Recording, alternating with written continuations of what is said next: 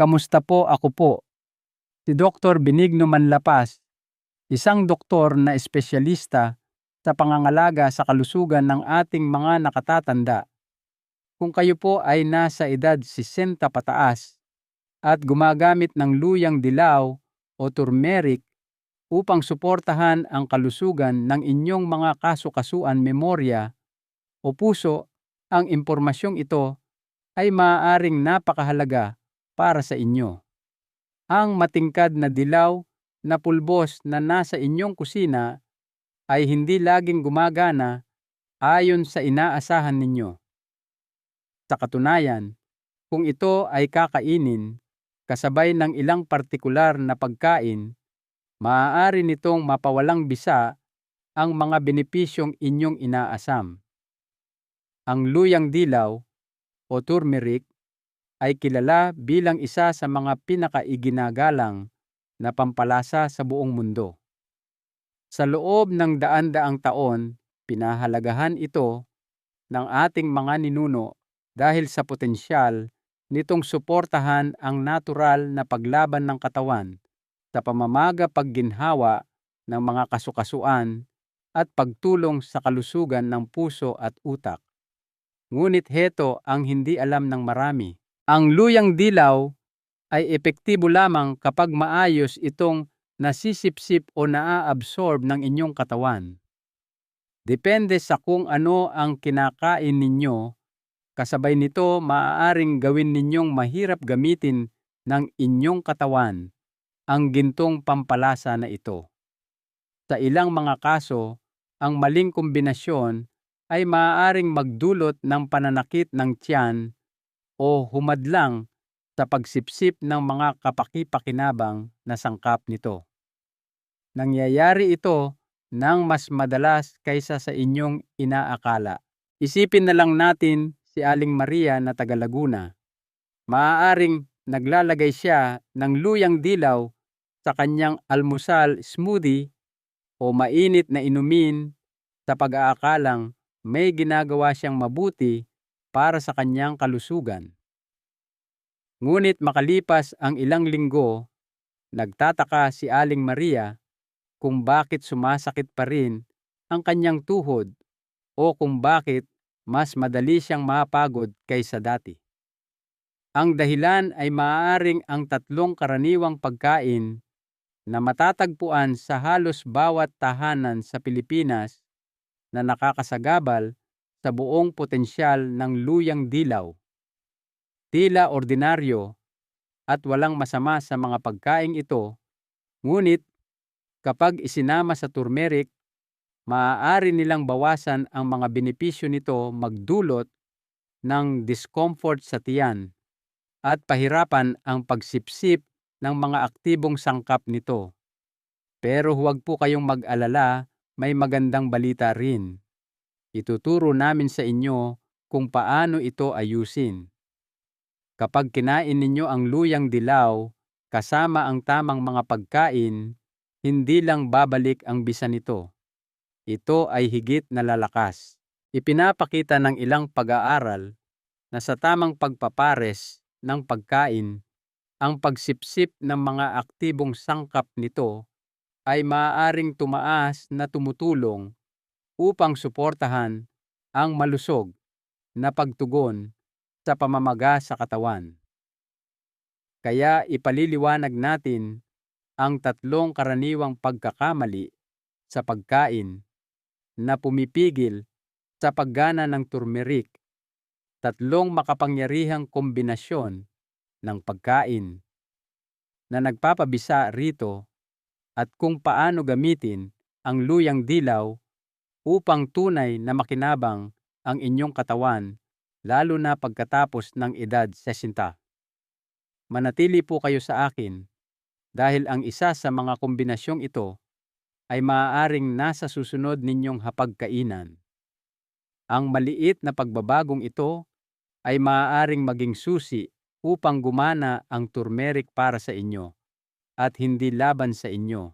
Maging tapat po tayo, pagkatapos ng edad 60, ang inyong relasyon sa inyong katawan ay nagsisimulang magbago. Siguro ang inyong mga tuhod ay medyo naninigas na sa umaga o ang inyong panunaw ay hindi na kasing ayos ng dati. Maaaring mapansin ninyo na mas mabilis maubos ang inyong lakas, mas matagal bago makabawi pagkatapos ng gawain, o ang inyong memorya ay hindi na kasing talas ng dati. Ito ay mga natural na pagbabago na kaakibat ng pagtanda, ngunit maaari nilang gawing mas mahirap at minsan ay nakakabigo ang araw-araw na pamumuhay. Iyan ang dahilan kung bakit parami ng parami ang mga nakatatanda sa ating bansa ang naghahanap ng mga natural na paraan upang dagdagan ang kanilang routine sa kalusugan. At nangunguna sa listahan na iyan ay ang luyang dilaw. Madaling makita kung bakit sikat na sikat ang gintong pampalasa na ito. Mahahanap ninyo ito kahit saan, mula sa ating mga palengke hanggang sa mga grocery store at mga food supplement. Ang turmeric ay naglalaman ng sangkap na tinatawag na curcumin, na siyang matingkad na dilaw na sangkap na nagbibigay sa pampalasa ng kulay at mga benepisyo nito. Maraming pag-aaral ang nagpapakita na ang curcumin ay may mga katangian na makakatulong sa katawan na mapanatili ang malusog na pagtugon sa pamamaga o inflamasyon, na isang pangunahing kadahilanan para sa ginhawa ng mga kasukasuan. Maaari rin itong sumuporta sa panunaw kalusugan ng puso at maging sa paggana ng utak sa pamamagitan ng pagtataguyod ng malusog na sirkulasyon ng dugo. Hindi nakapagtataka na napakaraming tao ang nagdaragdag nito sa kanilang pagkain at inumin sa pag-asang mapanatiling malakas ang kanilang katawan. Ngunit heto ang bahagi na halos walang nagsasabi. Ang luyang dilaw ay gumagana lamang kung kaya itong sipsipin ng inyong katawan. Dito nagiging komplikado ang mga bagay. Ang pangunahing aktibong sangkap, ang curcumin, ay mayroong tinatawag ng mga sayentipiko na mababang bioavailability. Sa simpleng salita, nahihirapan ang inyong katawan na sipsipin ito ng mag-isa.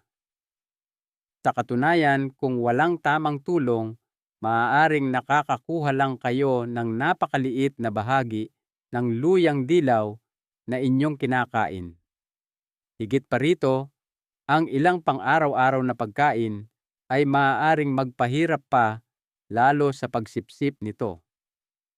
Maaari silang makagambala sa curcumin, guluhin ang panunaw o maging sanhi upang ilabas ito ng katawan bago pa man ito makapagbigay ng benepisyo sa inyong mga kasukasuan o utak. Kaya bago ninyo inumin ang inyong susunod na tasa ng tsaa ng luyang dilaw o uminom ng isa pang kapsula panahon na upang malaman ang katotohanan kung paano ninyo isinasama ang luyang dilaw sa ibang pagkain, ay maaaring maging dahilan kung gagana ito para sa inyo o hindi. Susunod, ipapakita namin sa inyo ang 3 karaniwang pagkain na hindi ninyo dapat kainin kasabay ng turmeric, at pagkatapos ay ang 3 perpektong kapareha na pagkain na tumutulong dito na gumana ng mas epektibo para sa inyong katawan pagkatapos ng edad 60. Unahin natin ang kombinasyon na dapat iwasan bilang isa, mga processed dairy products o mga produktong gatas na dumaan sa matinding proseso. Magsimula tayo sa kung ano ang mayroon ang karamihan sa atin sa refrigerator. Hindi po natin pinag-uusapan ang kaunting gatas sa inyong kape o isang kutsara ng plain yogurt.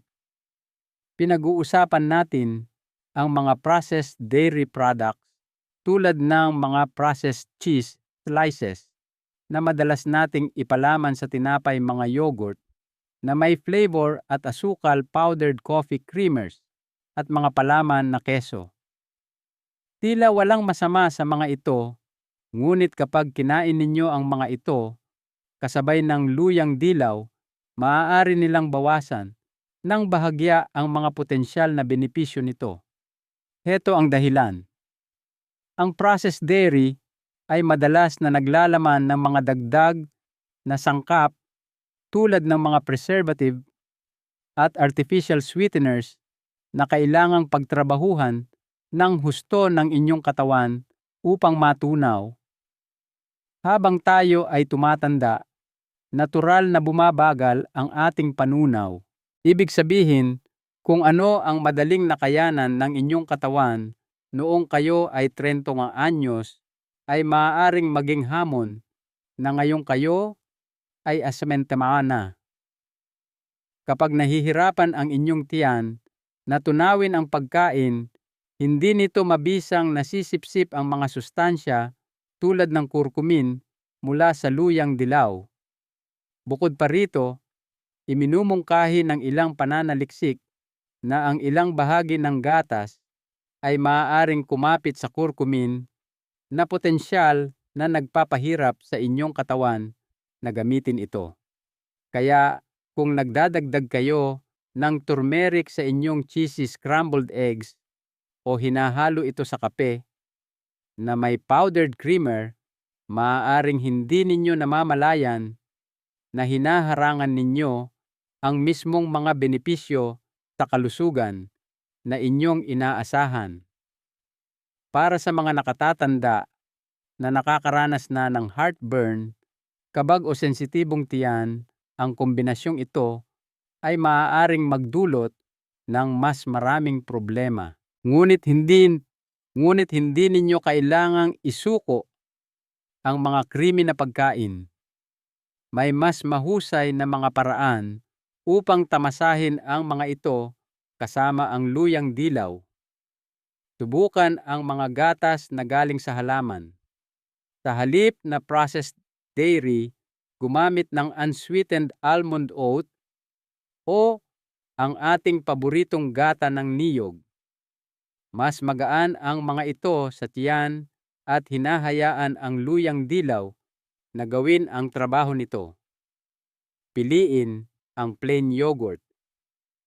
Kung mahilig kayo sa yogurt, piliin ang plain unsweetened Greek yogurt. Maaari kayong magdagdag ng natural na tamis gamit ang ilang piraso ng prutas o kaunting honey. Gumawa ng mas mahusay na mainit na inumin. Para sa creamy na inuming luyang dilaw, gumamit ng gatas ng almond o niyog turmeric, isang kurot ng paminta. Ipapaliwanag natin kung bakit mamaya, at kaunting honey. Ang pangunahing aral ay simple. Kung gusto ninyong makatulong ang turmeric sa inyong katawan, ilayo ito sa processed dairy. Ngayon, pag-usapan naman natin ang isa pang nakakagulat na pagkain na dapat iwasan kasabay ng luyang dilaw, mga pagkaing mataas sa suka. Mahahanap ninyo ang mga ito kahit saan sa ating hapagkainan, lalo na sa mga sausawan at sara ketchup at mustard. Masarap ang mga pagkaing ito, ngunit kapag kinain ninyo ang mga ito kasabay ng luyang dilaw, maaari silang makagambala sa mga kapaki-pakinabang na katangian nito. Heto ang simpleng siyensya. Ang pangunahing aktibong sangkap ng luyang dilaw, ang curcumin, ay makapangyarihan, ngunit napakasilan din para masipsip ng maayos ng inyong katawan. Kailangan nito ng balanseng kapaligiran sa inyong tiyan. Ngunit ang suka ay highly acidic at ang sobrang asido ay maaaring maging sanhi ng pagkasira ng curcumin bago pa ito magkaroon ng pagkakataong pumasok sa inyong daluyan ng dugo at magbigay ng benepisyo. Ito ay lalong mahalaga habang kayo ay tumatanda. Maraming mga nakatatanda ang nakakaranas na ng mga issue tulad ng heartburn o sensitibong tiyan. Ang paghalo ng mga acidic na pagkain tulad ng suka sa luyang dilaw ay maaaring humantong sa kabag o acid reflux. At ang pinakamahalaga, nangangahulugan ito na hindi ninyo nakukuha ang mga benepisyo. Kaya kahit na iniisip ninyo na tama ang inyong ginagawa sa pagdaragdag ng turmeric sa inyong sausawan, maaaring hindi nakukuha ng inyong katawan ang alinman sa magagandang katangian nito. Ang magandang balita ay ang maliliit na pagbabago ay maaaring gumawa ng malaking kaibahan. Gumawa ng sarili ninyong dressing. Sa halip na mga dressing na nabibili sa tindahan, subukang paghaluin ang extra virgin olive oil, kaunting kalamansi o lemon, isang kurot ng luyang dilaw at kaunting paminta. Ang olive oil ay naglalaman ng malulusog na taba na tumutulong sa inyong katawan na sipsipin ang luyang dilaw. Kainin ang mga pagkaing may suka sa ibang oras. Kung mahilig kayo sa atsara o paksiw, ayos lang iyon. Subukan lang na huwag kainin ang mga ito sa parehong oras ng pag-inom o pagkonsumo ninyo ng luyang dilaw. Magpalipas ng ilang oras sa pagitan ng mga ito upang bigyan ng oras ang inyong katawan na masipsip ang turmeric ng maayos. Piliin ang balanseng pagkain. Kapag nagluluto, tumuon sa mas banayad na lasa na magaan sa inyong tiyan, tulad ng mainit na sabaw nilaga o tinola. Lumilikha ang mga ito ng mas magandang kapaligiran para gumana ang luyang dilaw. Ang pangunahing aral dito ay ituring ang luyang dilaw na parang isang maselang regalo mula sa kalikasan. Upang makuha ang buong benepisyo nito, kailangan ninyong maging banayad dito. Ibig sabihin ay iwasan ang sobrang acidic na pagkain, kasabay nito lalo na kung mayroon kayong sensitibong tiyan. Pangatlong kombinasyon na dapat iwasan, mga matatamis na cereal at tinapay. Ngayon talakayin natin ang pinakamapanlinlang na kombinasyon sa lahat, ang paghahalo ng luyang dilaw sa mga pagkaing matatamis.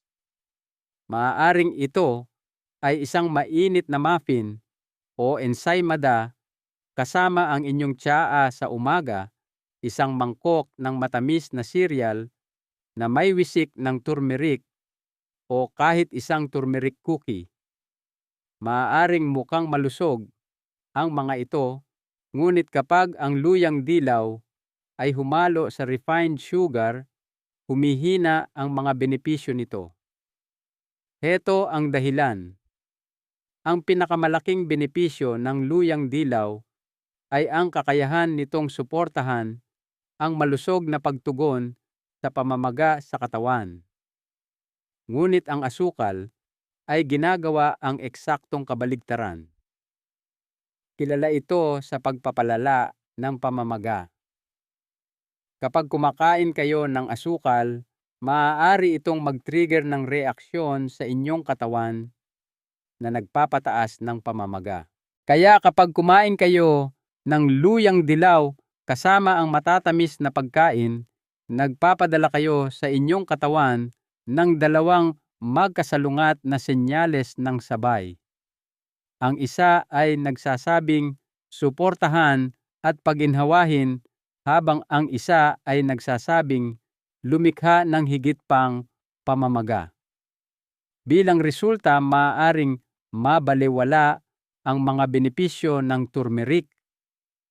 Seryosong issue ito pagkatapos ng edad 60 dahil hindi na kasing husay magproseso ng asukal ang ating mga katawan tulad ng dati.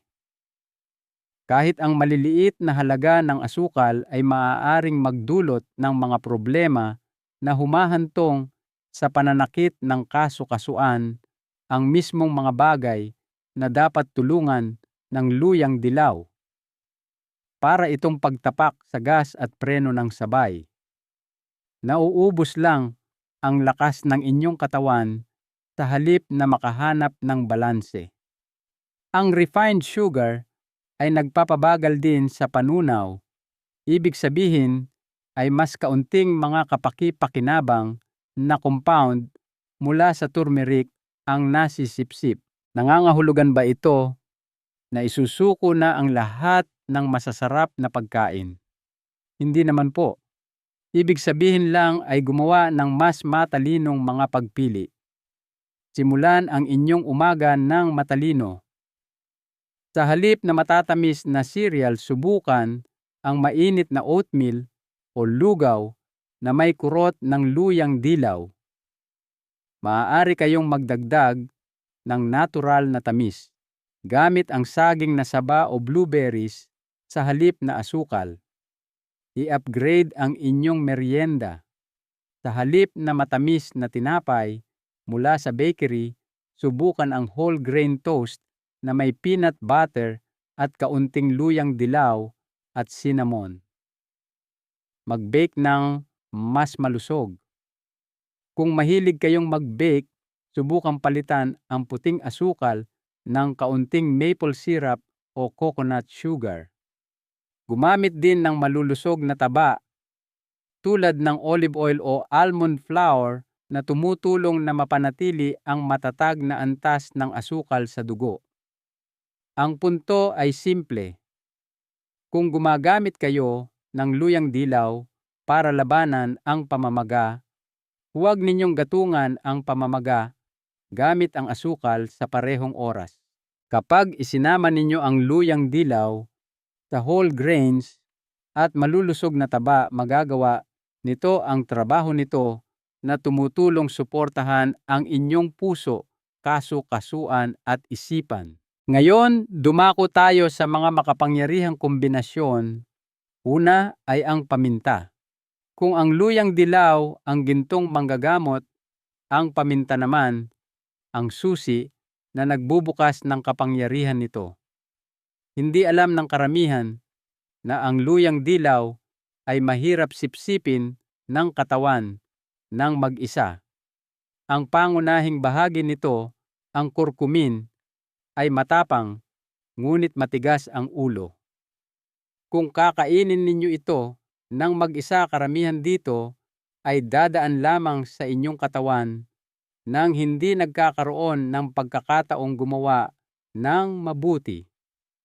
Ngunit ang kalikasan ay may simpleng solusyon at malamang ay katabilang ito ng luyang dilaw sa inyong lalagyan ng pampalasa, ang paminta.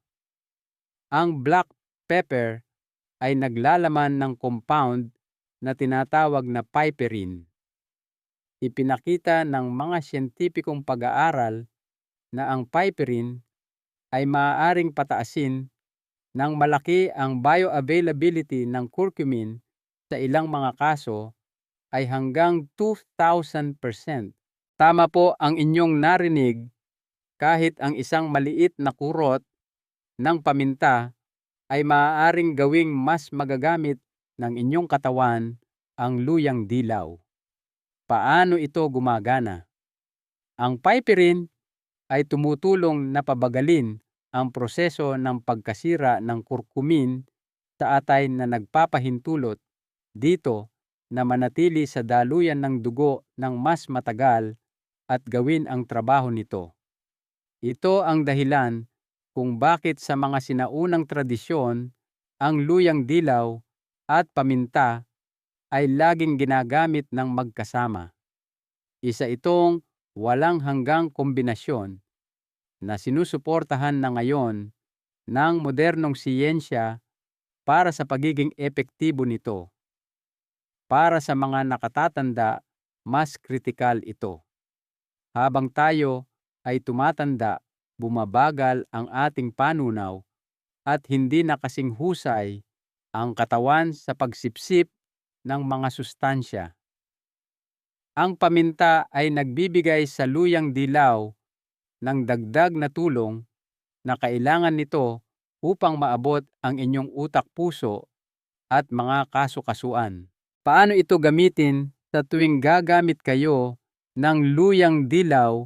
Magdagdag lang ng maliit na kurot ng bagong giling na paminta.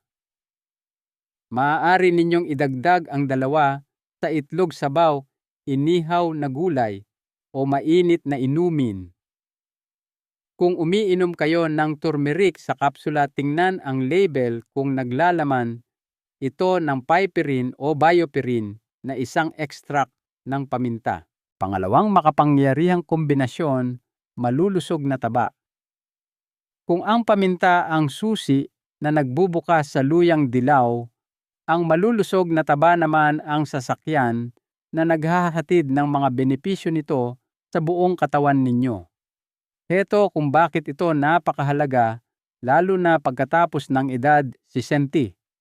Ang pangunahing aktibong sangkap ng luyang dilaw, ang curcumin, ay fat-soluble. Ibig sabihin nito, kailangan itong matunaw sa taba, hindi sa tubig, upang masipsip ng inyong katawan. Kung kakain kayo ng luyang dilaw nang walang taba, karamihan dito ay dadaan lang sa inyong sistema nang hindi nagagamit. Ngunit kapag isinama ninyo ang luyang dilaw sa malulusog na taba, ang curcumin ay kumakapit sa taba. Pinapayagan nito na maglakbay ito mula sa inyong tiyan patungo sa inyong daluyan ng dugo, kung saan maihahatid ito ng direkta sa mga lugar na higit na nangangailangan nito, tulad ng inyong mga kasu-kasuan at utak. Isipin ang malulusog na taba bilang sistema ng transportasyon para sa mga benepisyo ng luyang dilaw. Ano ang mga magandang taba na kainin? Ang pinakamahusay na taba na isasama sa luyang dilaw ay kinabibilangan ng extra virgin olive oil, avocado mani, at buto matabang isda tulad ng bangus o salmon, at gata ng niyog o virgin coconut oil. Ang mga malulusog na taba na ito ay hindi lamang tumutulong sa inyo na masipsip ang luyang dilaw, kundi nakakatulong din sila sa pagsuporta sa malusog na pagtugon sa pamamaga. Ang mga taba na dapat iwasan ay ang mga hindi malusog na taba na matatagpuan sa mga pritong pagkain, margarine, at mga chichirya. Ang mga taba na ito ay nagpapalala ng pamamaga at maaaring sirain ang magandang dulot ng luyang dilaw. Narito ang ilang simpleng paraan upang gamitin ang kombinasyong ito. Lutuin ang inyong itlog sa kaunting olive oil at magdagdag ng kurot ng luyang dilaw at paminta. Kapag gumagawa ng sabaw o tinola, magdagdag ng 1 kutsara ng olive oil o gata ng niyog, kasama ang luyang dilaw sa bandang huli ng pagluluto. Para sa isang nakapapanatag na inumin sa gabi, i-blend ang turmeric at kurot ng paminta sa mainit na gata ng niyog. Pangatlong makapangyarihang kombinasyon, raw honey o pulot pukyutan. Kung ang paminta ay nagbubukas sa luyang dilaw at ang malulusog na taba ay naghahatid nito sa inyong katawan, ang raw honey naman ay ang banayad na kapareha na tumutulong sa inyong katawan na tanggapin ang mga benepisyo nito ng mahinahon at madali. Sa loob ng maraming siglo, pinagsama ng tradisyonal na medisina ang luyang dilaw at honey. Naunawaan ng ating mga ninuno na ang gintong pares na ito ay hindi lang masarap, maganda rin ang pagsasama nila upang suportahan ang depensa ng katawan. Heto kung bakit ito gumagana. Ang raw honey ay puno ng mga natural na compound na banayad na nagpapaginhawa sa katawan. Hindi tulad ng asukal na nagpapalala ng pamamaga. Ang raw honey ay tumutulong na pakalmahin ang mga bagay-bagay. Kapag kinain ninyo ito kasama ang luyang dilaw, pinapahusay nito ang kakayahan ng luyang dilaw na suportahan ang mga tissue maging sa inyong mga kasukasuan o sa inyong sistema ng panunaw. Gayunpaman, napakahalagang gamitin ang tamang uri ng honey. Ang mga benepisyo ay nagmumula lamang sa raw unprocessed honey. Ito yung klase na maaaring mukhang medyo malabo o buo-buo. Iyan ay dahil nasa kanya pa ang lahat ng magagandang bagay na nasisira kapag ang honey ay initit at sinala ng husto. Paano ito gamitin? Ang simpleng paraan para tamasahin ang pares na ito ay paghaluin ang 1 kutsarita ng luyang dilaw at 1 kutsarita ng raw honey sa 1 tasa ng maligamgam na tubig o herbal tea. Maaari rin kayong gumawa ng paste ng luyang dilaw at raw honey at kumuha ng maliit na kutsara tuwing umaga o ihalo ang pareho sa mainit na almond milk bago matulog para sa isang nakapapanatag na inumin na tutulong sa inyong makatulog. Tandaan, kahit ang mga natural na pampatamis ay dapat gamitin ng katamtaman, lalo na kung binabantayan ninyo ang inyong asukal sa dugo. Kung meron tayong natutunan, ito ay kahit ang pinakamalusog na pagkain ay kailangang gamitin ng matalino upang gumana ng husto. Ang luyang dilaw ay isang napakagandang regalo mula sa kalikasan. Ito ay tunay na kaibigan sa tumatandang mga kasukasuan puso at isipan. Ngunit tulad ng anumang mabuting pagkakaibigan, gumagana ito ng pinakamahusay kapag may pag-unawa.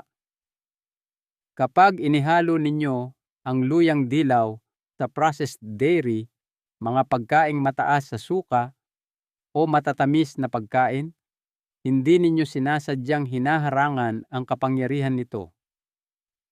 Ngunit kapag isinama ninyo ito sa kurot ng paminta, malulusog na taba, at kaunting raw honey, binubuksan ninyo ang potensyal nito bilang isang makapangyarihang natural na sangkap. Ang ganda ng gintong pampalasa na ito ay ipinapaalala nito sa atin na maging mapag-isip tungkol sa ating kinakain at makinig sa ating mga katawan. Sa yugtong ito ng buhay, ang mabuting kalusugan ay hindi tungkol sa paggawa ng higit pa. Ito ay tungkol sa paggawa ng kung ano ang tunay na gumagana.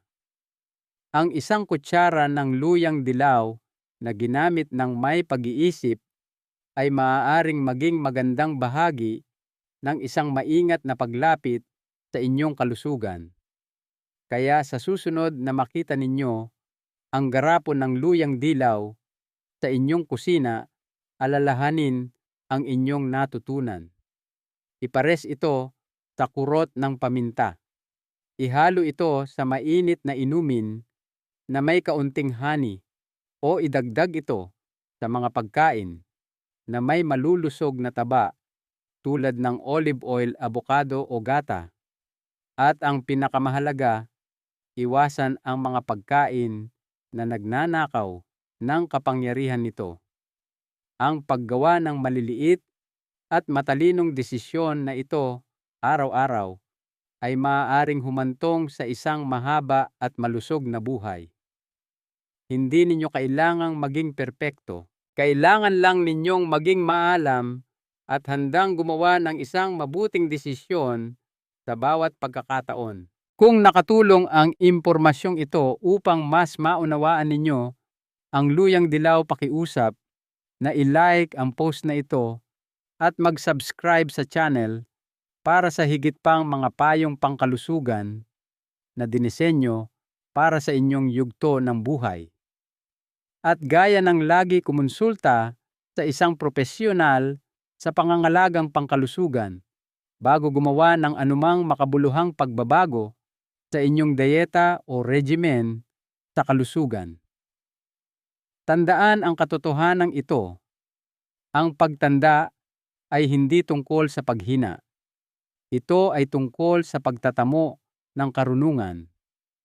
Ang bawat positibong hakbang na inyong gagawin ngayon ay naglalapit sa inyo sa isang kinabukasan na puno ng tahimik na lakas, malinaw na pag-iisip at pangmatagalang kalusugan. Hanggang sa muli, alagaan ninyo ang inyong sarili dahil ang inyong kalusugan ang inyong pinakamayamang kayamanan.